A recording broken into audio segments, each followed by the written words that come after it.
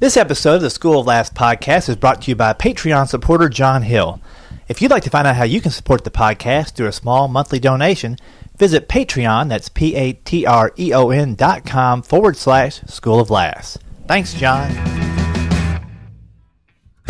Welcome to the School of Laughs podcast, brought to you by schooloflaughs.com. Whether you're an aspiring comedian, a part-time pro, or a speaker who wants to become funnier, this is the podcast for you. We'll break down tools, tips, and techniques to help you get bigger, better, and more bookable. And now, here's the show. Hey, it is time for the show. This is Rick Roberts. Welcome to the School of Laughs podcast, and thanks again to our supporter through Patreon, John Hill. Hey, today we've got a great podcast. It's with Brooklyn Descent. Brooklyn I met through the podcast. She's a listener, and she's way up in Seattle, Washington, where she is not only just a comedian, but she's also a corporate trainer. She's got a lot of great insight as to how to use social media today, kind of continuing our theme for August of social media domination. But she also talks about how to connect with your audience and using different skills to do that, making sure you're always performing for the audience first instead of them being there for you. So very, very cool stuff from Brooklyn. A couple of quick announcements before we get into that. If you are in the Nashville area, we do have comedy classes coming up pretty soon. It's the performance class. That's where you get on stage, get feedback for your material, for your stage work, and we put that together so that you can kind of take what you've written and make the most out of it. That class is coming up in September, the 6th, 13th, and 20th. If you're interested in that at all, give me a shout out, schooloflaughs@gmail.com. Also, if you are a Patreon supporter at that $7 a month level and you're in Club 52, you might want to join in the Google Hangout this weekend. It's on Saturday, and that goes from 1 to 2 o'clock Central Standard Time. I'll send out an invitation to all of those who are supporting the podcast $7 and up, and I hope to see you on that Google Hangout where I'll actually see you, get to connect with the listeners. We always have a lot of fun, and we'll go over those last few weeks of the challenges in Club 52. So lots of fun stuff going on there, and I think right now we just need to get into this episode, and I'll talk to you a little bit afterwards. Here's Brooklyn Descent. Hey, I'm here with Brooklyn Descent. Brooklyn, how is it going? Oh, man, fantastic. And you're in Denver, Colorado, or where in Colorado today? Officially, I'm in a place called Bloomfield. So don't ask me where it's out on the map, but that's where I'm at. Very good. And are you doing a speaking engagement there? I am. I'm doing speaking out here for the next couple of days, and then I head back to Seattle. Were you born and raised in the Northeast, or where did you start out? Yeah, no, I actually originally I was established in Puerto Rico. That's where I was actually born, in Puerto Rico. And then, like every good Puerto Rican, we migrate to New York. My family had commuted back and forth from Puerto Rico to New York over the years and before I came along. And then around 7 years old, we moved to Queens, New York, and literally moved around a lot when I was a kid. I don't know if it was, we were undercover CIA or my parents couldn't pay rent. Either way, right. We were moving everywhere. And so mostly New York, and then eventually moved to Massachusetts, and then finally landed in Maine, of all places. And my parents are still there in Maine, and for the last 25, 30 years. It's crazy. And what made you move out west? So I kind of have what I call sort of a dual career. I do corporate work, and then I do entertainment, and so and sometimes I combine the two. And I got a job with T-Mobile at the time, 10 years ago now, doing leadership development and doing training internally. And they moved me out to Seattle. I was working in Maine for a little while, and then they moved me out to Seattle. I get to travel a lot in this business of speaking, and so I loved it. The minute I got there, I'm like, this is where I want to live forever. It's two great, beautiful places that you lived. It's about as far from each other as you can get. Exactly, point to point. In fact, it's funny because Maine area code is 207, and Seattle area code is 206. I'm like, how do they figure that? I don't know how that happened, but nonetheless, it's comparable, right? Like if you live in nice communities like you would find in Maine, and then you come to Washington, it's pretty comparable. So I didn't feel like it was too far from home in that way. But weather-wise, it was really fantastic. Community, it felt like it was a big city, but it was small enough that you can get lost in it a little bit if you want to or not. And the people are really cool in Seattle, so that's where I call home now. When you started developing your corporate speaking, was that based on the T-Mobile stuff? A little bit of background. My dad, I'm a preacher's kid. Oh, cool. I'm a preacher's kid. My dad was a preacher since I was 10 or 11 years old. And one day, I was around 12 years old. He said, I want you to do this week, this next sermon and get up there and preach. And I'm like, what? And now I have 4 siblings, 3 of which are kind of useless, but nonetheless, nonetheless, he kind of uses me as like his protege, right? So he didn't ask anybody else. He asked me, he goes, I think you're ready. I'm like, all right. So I said, well, what am I going to talk about? He goes, just pick a topic and, we'll work it through. And sure enough, I picked a topic, and my topic was, how to tap into the wisdom of God. And at 12, if you can get anything from your parents, you know how to tap into the wisdom of God.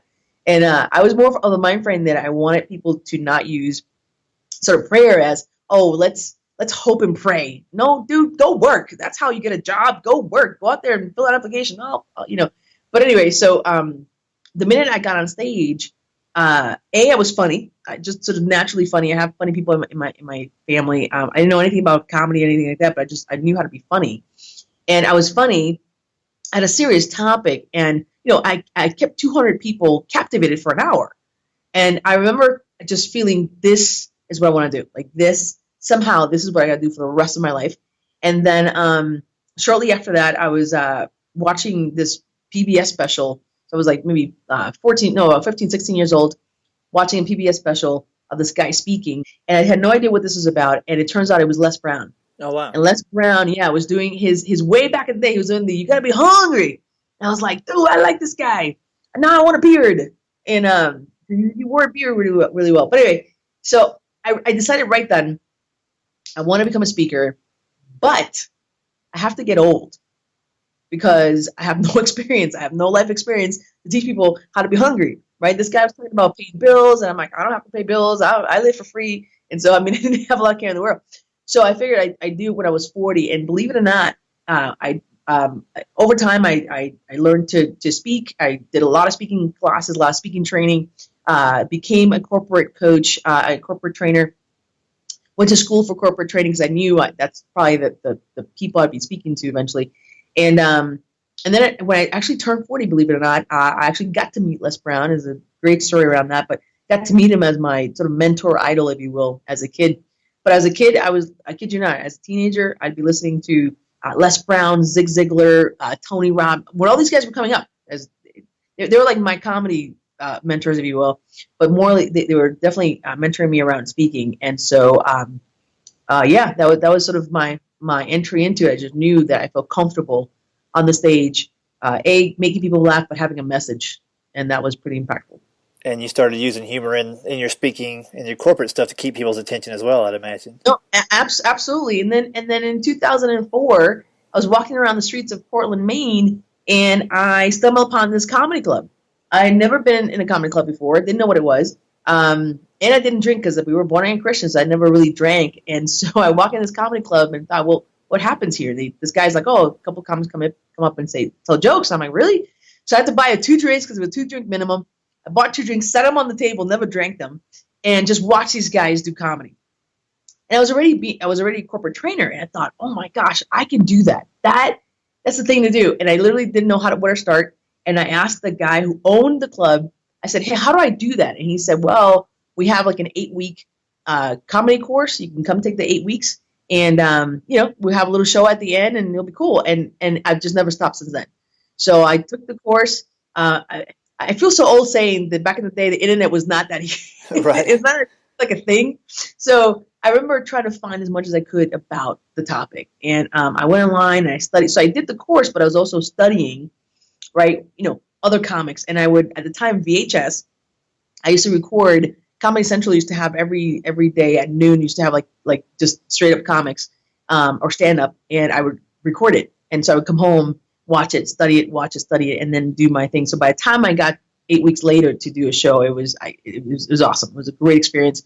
I love to say I killed it. I did, not because there were friendlies, but right. but I really did. It was the best 5 minutes of my life, and haven't looked back since. And now combine the two skills of speaking and as well as comedy. That's great. And do you have a straight ahead stand up show that you do without the message, or do you keep the message light with the?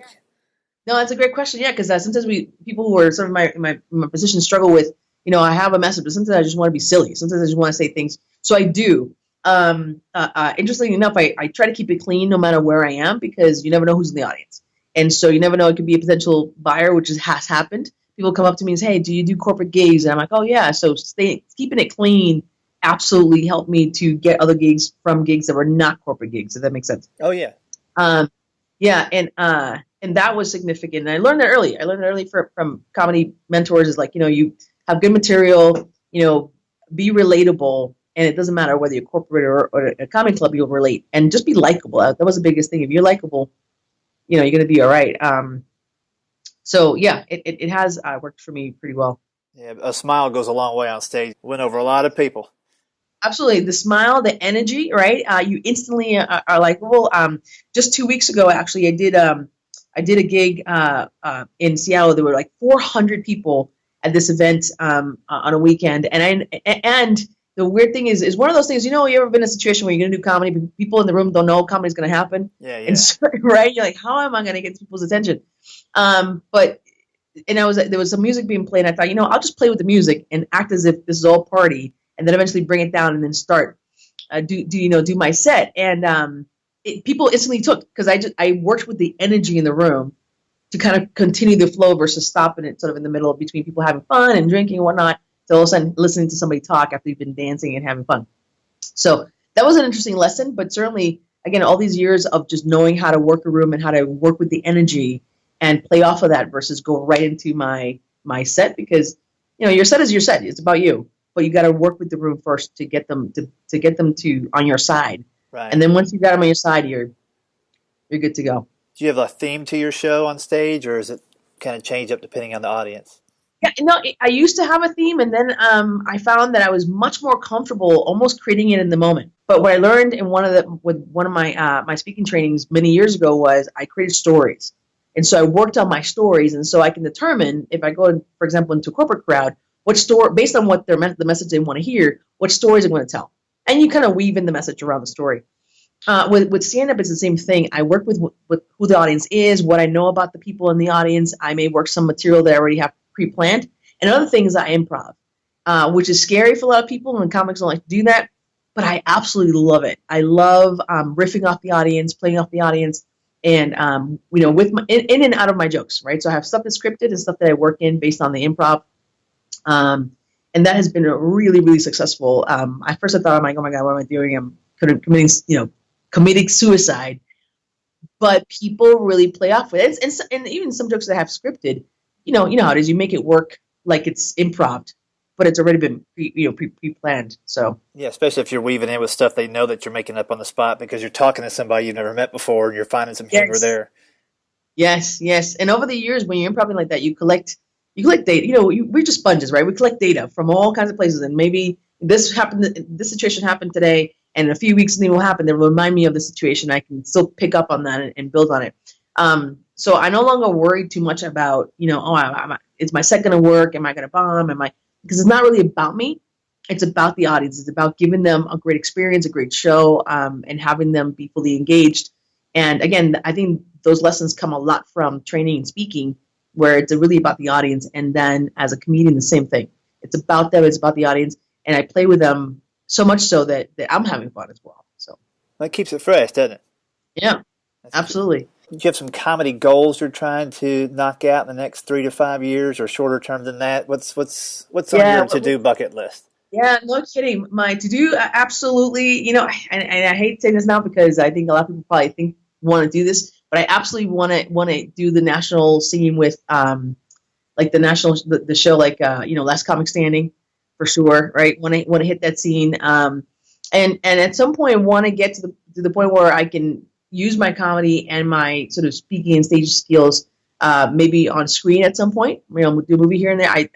I'm a nut. I love being a clown, and I love acting. I definitely have been taking some obviously improv classes and sketch classes and so on. But I think that there's an opportunity to take this comedy skill and ability into other mediums, and I think that's for me for sure to do huge competitions like The Last Comic Standing, as well as film at some point for sure. Would you be interested in writing any of your own pieces, your sketches? I definitely am, because I do already, right? So I think part of it is, why not just, and actually people like have told me than just create a webisode or something on YouTube and whatnot. And it's true. And I think that the weird thing, Rick, that this whole process in my life has taught me is that, especially for, and you know this, nobody's telling us what to do. Nobody's telling us we got to do this, right? We have no manager. We have nobody, forcing us. It's all us. And if we don't do it, it dies. If we don't pick up, I'm working literally on a couple books at one time. And if I don't get in my computer and start going through nobody's doing it for me. Right. So part of that is just keeping that fire alive of whatever that is that for me is so significant. So yeah, right now it's just to continue to study my craft, to get on stage, to perform as much as I can, as much as possible, be a beast about it, really, because I keep feeling like I'm getting older, which is a good thing for comedy because it doesn't matter how old you are, you can at any age. But it's staying on top of my own goals. That's really, it makes sense. As a big goal of mine is stay on top of my own goals, to stay on top of my own ideas of what I want to do, because there's nobody telling me I got to do it. I mean, there's people who will email or text or whatever and say, hey, when's your next show? What's going on? And you owe it to sort of that audience. But in general, nobody's telling you what to do. Keep the pedal to the metal. Yeah, so it's good and bad. Here we are. We grew up and we hate our parents. Like, I don't want parents. Now I need a parent. I need somebody to tell me what to do. Like, it helps to have somebody bugging you and keeping you accountable. And are you part of any mastermind groups? I was actually, just because of my schedule, I haven't been able to keep up with it. But that's an absolute must, is to keep in touch with a community of people that you're somewhat accountable to. Because if it's just you, then it's no good. And I kind of force myself, or I will kind of make myself accountable in public. I will post on Facebook, guys, I have a show coming up in 2 months, and I don't even have dates. I don't even know where I'm going. Like, yeah, in 2 months. In fact, that's how one big show happened. Somebody emailed me, and I was on a plane, and I was on my phone, and I was on Wi-Fi, and I can obviously get on Facebook, and they Facebooked me and said, "When's your next show?" And I'm like, "Oh crap, when's my next show?" And I literally opened up my calendar and thought, "Okay, when am I home?" Right, and I was going to be home for another 6 weeks proper, and I just picked a date. And I said to them, "Yep, here it is." And I created an invite right then, a Facebook invite. I said, "Place is going to be TBD," and then I put the fear of God in me, I guess. And it was a phenomenal show. And but it was because people were saying, "Where are you? What's going on?" And you can't be out of the their you got to be top of mind. Top of mind, exactly, all the time with different things, different commentary and so on. Facebook Live has been actually quite cool for that. I have commentaries on a lot of different things, and people are listening, right? You have people kind of on the periphery just listening. You got to stay in touch with the audience, no matter who they are and where they are. Tell me a little bit about how you use Facebook Live, because I haven't really tapped into that yet. So I'm at the point now where I'm like, do I need one more thing that I'm going to be doing? Because I think you've got to do it consistently, right? Or at some kind of interval where people tune in. Like, how do you approach it? Yeah, that's a great question. Here's what I think about social media in its entirety. It's media. It's your own media, and you need to know what the intent you're using each media for. So Facebook Live has a particular purpose. I think it was a response in response to Twitter's Periscope. That's where that all came from. Periscope came first. People were going nuts about it. People have the sense of right now in the moment. So for right now in the moment, let's give them something that's entertaining right now in the moment. I'm not going to make it up. I'm not going to, if I have a message to say, oftentimes on Facebook, even though people know I'm a comedian and I do comedy, they love the motivational stuff I do as well. So I will be motivational about something, but it's intentional.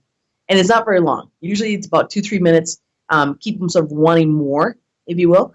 And so I use it for, I planned it out, but it's usually I know, okay, so I'm going to go to do a show, for example. And I want to give people a sense of where I'm at and what I'm doing, and sort of, or invite them to attend something. So it's a call, some sort of call to action is what I use Facebook Live for. Instagram for me is a way to tell a story in 15 minutes. And my Instagram, which I haven't actually posted in a number of months here, because I started to get really serious about it and create these little mini movies, these little mini sketches. And it takes a bit to do that, for each one. But for me, it's telling a story, and you start to create a brand. And if somebody looks at your Instagram, the whole all the videos and images come up at once, you can get a sort of a sense, who is this person? Are they funny? Are they, they're into fitness? What are they into? And you can tell very quickly, and then you start to get followers. But you also have to give a call to action on Instagram. So anywhere that you market or anywhere that you have a presence, what's your call to action? In most of these cases is follow me, right? Like this thing and follow me. YouTube, same thing. Like this thing and follow me. YouTube, for example, for me has moved on to be more, I would say if you have a set that you want to put on Facebook because there's more time, you can. But it's really for people to get more of an experience. If they want to know more about you, they want to get more of exposure to you, they'll go to YouTube. Because now I have a whole hour, or I have 10 minutes of material. And it's good also for marketing for people who are not kind of jumped into Facebook and Instagram because they're familiar with Twitter. I'm talking about the baby boomers and also people who may hire you. They kind of still go into to YouTube. So just what I would say is have a plan for who your audience is and what you're looking to do, but then have a call to action in any one of those mediums that they're used to hearing, which is follow me. Every video on Instagram, I'll say it'll be on at the bottom like follow me, and people start following you because you told them to. people are just herds. You tell me what I'm going to do it. Follow me, like me. You know what I mean? Well, that's a good advice because a lot of people don't have a call to action, and some people aren't even familiar with the term. A CTA or call to action. Anytime you post something on media, like Brooklyn was saying, you've got their attention, so ask them to do something. Whether it's following you, subscribing to your YouTube channel, subscribing to your podcast, checking out your newsletter, all those different things. Yeah, another thing too is comment. People comment, say something. Tell me what you think. Does it suck? Does it good? What's your opinion? If you have a talk or you're a comedian who has a very strong opinion about something, definitely put it out there. In fact, it's interesting because I did a Facebook Live a couple of weekends ago when the whole Orlando thing happened, and it had nothing to do with Orlando. And I just found out that morning it had nothing to do with Orlando. And somebody literally posted as I was filming. They said, "I thought you were going to say something about Orlando. I had some thoughts about it." And I literally said in my video, I have, but I can't even talk about it right now. Like I can't even go there. So, and then I had additional points I made later. But people are interacting very much live with you. I think another cool thing to do, which I've done in my shows, is that I will give somebody my phone and have them, shoot the show live. Right? People want to know what you're doing and how you're doing it because they're at home just watching, and it becomes another form of TV, if you will, and time waster, if anything. But if you're gonna waste people's time, make it. It's gonna sound weird. If you're gonna waste people's time, make it valuable, right? So valuable waste, like plutonium. Exactly, it's a valuable waste. We need this waste. But then they'll click on, and in fact, I have people who've told me that they don't even listen to the sound; they just watch me because they're already laughing just watching me talk. And so you begin to build a sense of community by these different mediums. And Facebook Live everybody's starting to do it. If you do it, absolutely have a call to action at the end, ask people to do something at the end, and give them something of value, right? So it's not just be funny for funny's sake, but give them something of value, and they will start to follow you for many different reasons. That's some great advice. Has there been any social media that you've tried and for whatever reason your audience wasn't there and you thought, okay, I'm going to let this go? Yeah, it's a good question. Twitter. And Twitter, I think the only people who use Twitter is the media and the Kardashians. I mean, like that's that is it. Who else uses Twitter? And Twitter is a weird because it's been around for a long time, and it's kind of dying, which is why they made Periscope. I think it's a lonely medium unless you get involved in other people's comments. It's so weird. You have to be an interloper. So you have to interject yourself into other people's conversations and make comments. I've tested this. Actually, funny you mentioned this last week. And it's crazy how I got followers out of nowhere. I don't know who these people were. I have like 5 followers. But the point is people started following. And then we're responding to my comments. So if you see something you like, and here's a kind of cool trick is that you do a search for topics that you care about. I don't care. Cantaloupes, watermelon, vodka drinking, whatever the heck it is. Or see what's trending, and you do a search, and then whatever anybody's saying that matters, just respond to it. At so and so, I see what you're saying. It makes a whole lot of sense, and you start to notice people start to retweet and to favor and to follow. So the thing about Twitter is you have to literally interject yourself into conversations. a good point. It's a time commitment, Mm-hmm. and Yeah. and you are randomly pulling people off the internet kind of that are around one topic. But when that topic dies, you're still following them or they're following you, and hopefully the tweets that you put out still engage them. Twitter is one of those things that absolutely people, you have to get inside the conversation and build it. If it makes sense for what you're doing, maybe it doesn't necessarily make sense. And I think a part of that, and somebody says, well, how do you know what makes sense for your business? Dude, I don't know. It really makes sense. It depends on who you are as a person. I think that for comedians, for entertainers, people have got to see us, right? Every time I've gone to do I also perform often at weddings. I do emceeing for weddings. And whenever I discovered this little trick too, so if anybody out there is doing performing, here's a trick around conventions. So you know how you do these shows where you go have a booth somewhere and hopefully people come buy your services. I discovered like 5 years ago. Look, I'm not a cake. I'm not a photographer, right? You can't. The only way you're gonna know what I do is by experiencing what I do. So the only way I would actually be in a show is if I could MC the show. You see what I'm saying? Yeah. So I say, whatever way you're marketing your business, find a way that you can demonstrate your talent, because then people go, I want that. And it's unbelievable how many people would book me as their MC, and also I bring in a DJ, because first the person is looking for just a DJ. They go, no, I want that. I need her, because the energy, the excitement, the enthusiasm, the fun that people are having. Complete strangers, they go, well, she can do this with a bunch of strangers, real strangers. What are they going to do with my 250 people at my wedding? Right. So you got to be able to demonstrate it's got showcasing. And that's what it comes down to, is whenever you're out there trying to market yourself, it's can I showcase my value? And that's what Facebook Live is doing. You have to showcase yourself. That's what Instagram, anything video wise, even Snapchat. There's some comedians, like I know a good comedian friend of mine. He's a beast that he uses all three mediums: Periscope, Live. In fact, sometimes he's filming all at the same time to kind of get it all at once. But as performers, we have to perform on video, and that's, I think, ultimately the until you become Kevin Hart level, or he can tweet whatever and it becomes a big deal. People have to see you have to showcase in every single engagement that you have with the audience, if that makes sense. Yeah, and I'm just already thinking too, when I pitch myself to corporate groups, I've got the 25 years of experience and I can handle just about any situation. It might be good for me to grab my phone when I see maybe a tough setup where we've talked in the pre-planning process about, hey, the audience needs to be close, there needs to be great lighting, and I show up and there's not. And not as a way to put the current group down, but say, hey, I'm going to show you how I can overcome these two horrific things for a performer. The audience is 60 feet away and there's poor lighting and the audio is shaky. But let's see how the first 3 minutes they're going to have to try to figure out how to meet me halfway, and then we'll get it from there. It's live, so there's an element of like walking a tightrope, and I guess I've got to hand the phone off to somebody and tell them to bail. It's at a certain point, it's going to be an hour-long video, but that would be a way for me to show what I am able to do in a better way than me telling them that I can do it. No, Rick, absolutely. Again, if your listeners, there's people who either comedy or also want to do speaking. I think, first of all, speaking is much more lucrative than being at clubs, unless you're producing your own shows. Here's the thing, and I'll give you insiders. You probably already know this because you've done it for so long, but I discovered that the buyers of our services as speakers are not talented buyers, right? They're HR people. They're office administrators, right? They're people who were told in some committee, go find me a speaker. And now it's their job to get on Thumbtack or get on some other service to find a speaker. They have to read all this information, and it's boring as hell, right? But you're different. You have a skill. You can really bring it. What's the biggest problem? Hey, we're running late. And you had an hour, but now you have 20 minutes.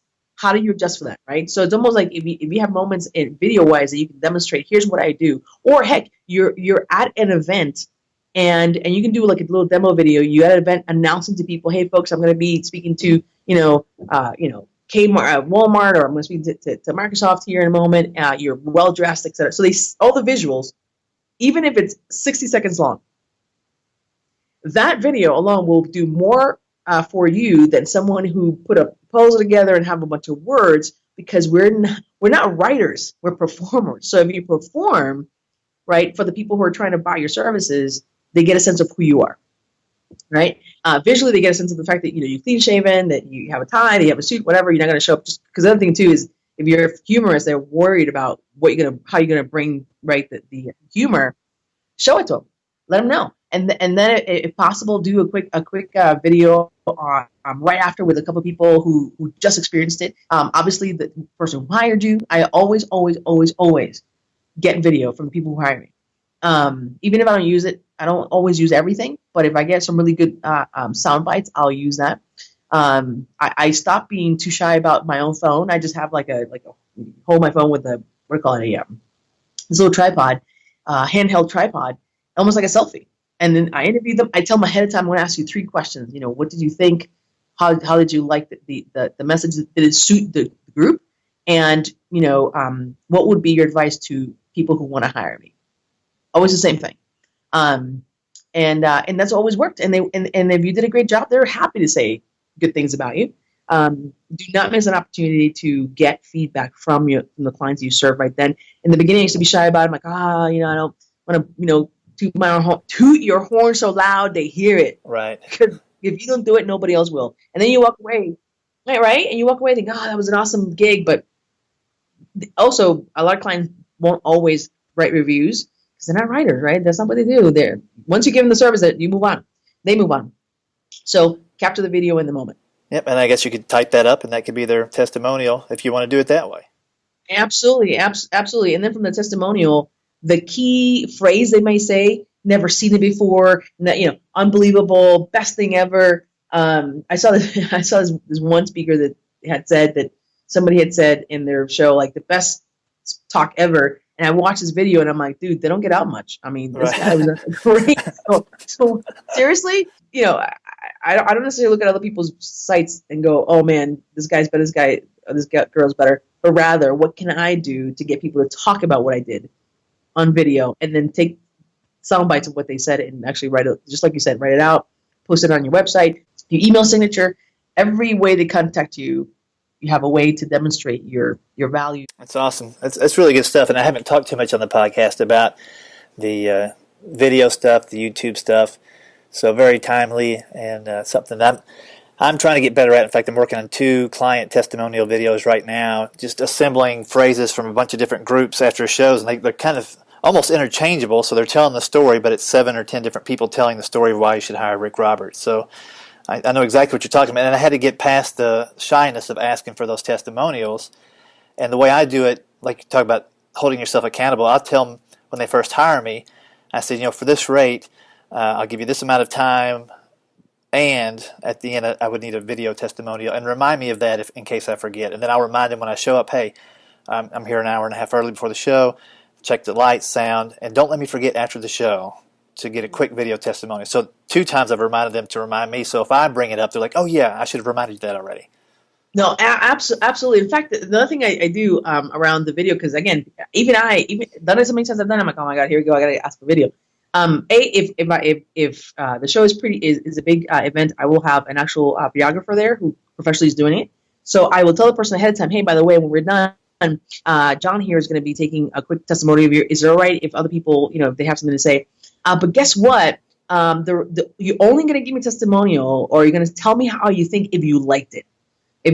So it puts the onus back on me to deliver a good show for you. You follow? Yeah. So I'm telling them, hey, only if I do a good job and you really like what I did and how I performed, then tell me again on video. And then what I'll do too, by the way, Rick, is that I will stand off camera like a reporter, so they're looking at me. Uh-huh. So the key thing is, because people don't like looking at cameras, they feel super shy. But if they're looking at me and asking the question, and I'm asking them the question, they're looking off camera, much better, more of a natural feel, and people feel more comfortable. But I'm also, I tell them the questions ahead of time. I'm going to ask you this, this, and this.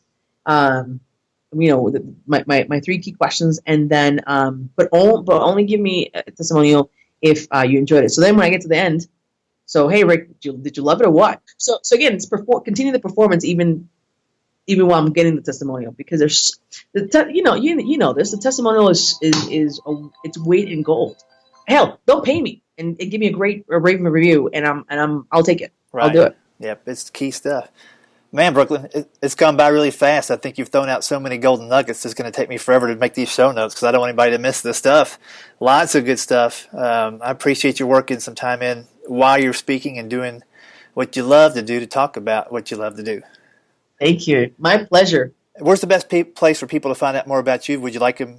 I can include your Instagram in the show notes. Just tell me what you want, and I'll pop it in there. It's actually Brooklyn Comedy Live on Instagram, and then on my website, right? I can go on my website. If they want it, they also can follow me on Facebook. I have a Facebook page, which is, again, Brooklyn Comedy Live on Facebook. Rick, it's been fantastic. Thank you so much for the opportunity. Yeah, thanks for making time, and I'll be talking to you soon. All right. Take care now. You too. Hope you enjoyed that. I really got a couple of key nuggets there when she was talking about video testimonials, something I've been very lax about doing after shows, even though now that I've started, since I interviewed her, this interview is a couple of weeks old, I started taking that stuff right into action, and now I've got several up on the website, up on YouTube already, and it's paying off, paying dividends as people see what other people think about my show. It's always better to have somebody else tell you how good you are than you try to tell people how good you are. It just comes off better. And speaking of other people saying how good you are, hey, it's time for an iTunes review. This review comes in from John Hill, who's also supporting us through Patreon this week. Thanks, John, for the 5-star review. It says, "Are you serious about comedy anyway? If you are, then you have to subscribe to this podcast. The information, interviews, and advice that Rick's create is beyond valuable for anyone pursuing the dream of a career in comedy. And for that matter, even if you only intend to pursue comedy as a hobby, this will help. Episode 112 on social media is worth it all by itself. Thanks, Rick, for your tireless efforts and sacrifice to help others in an industry where helping others is rarely of value when dogs are trying to eat other dogs. So what are you waiting for? Subscribe already." Thanks, John, for that killer iTunes review, and I appreciate those last couple episodes with Kate Dorr on social media were phenomenal, and I look forward to bringing more content like that to you and the other listeners down the road. Hope you had a lot of fun today's podcast. I'll be talking to you next week. Take care, be safe, and stay funny. Thanks for listening to the School of Laughs podcast. If you'd like to hear more School of Laughs podcasts, you can find them on iTunes and Stitcher.com. And don't forget to subscribe and leave a review. For information on upcoming live and online classes, visit schooloflaughs.com.